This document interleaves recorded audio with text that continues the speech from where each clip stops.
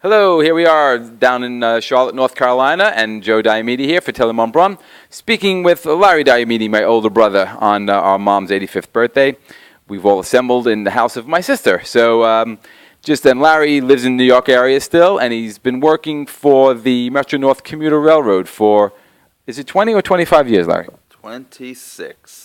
26 years, and lots of changes in that commuter railroad that really holds New York together and brings people down from the suburbs into the city so people can have one of the world's most celebrated and known cities function. And here's the man who gets people to work, and he's seen a lot of changes in those 26 years. And so 26 years ago when you began, what was the draw that brought you to the railroad? Well, I didn't think I was going to like the railroad at first. I kind of got married into the railroad.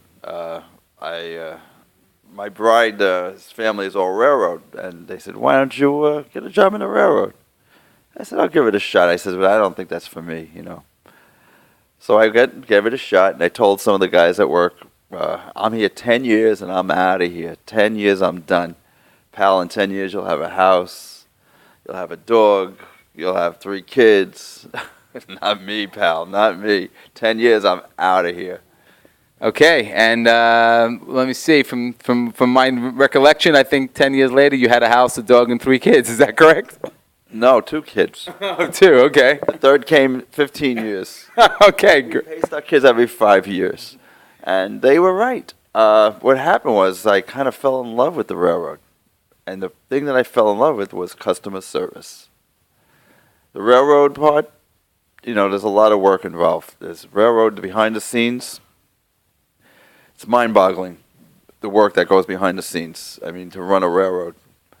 But I'm a customer service guy, and I like serving customers.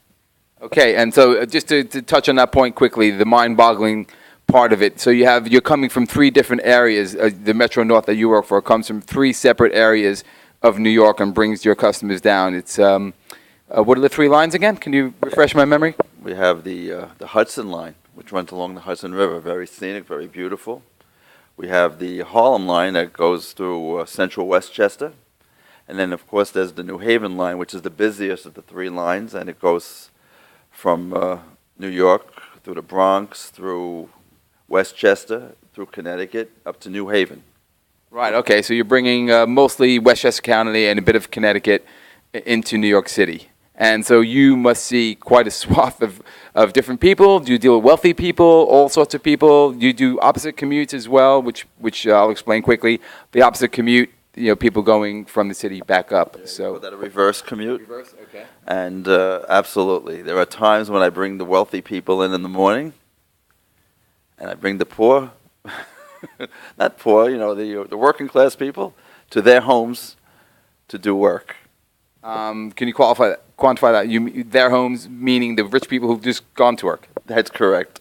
I only know this because one time...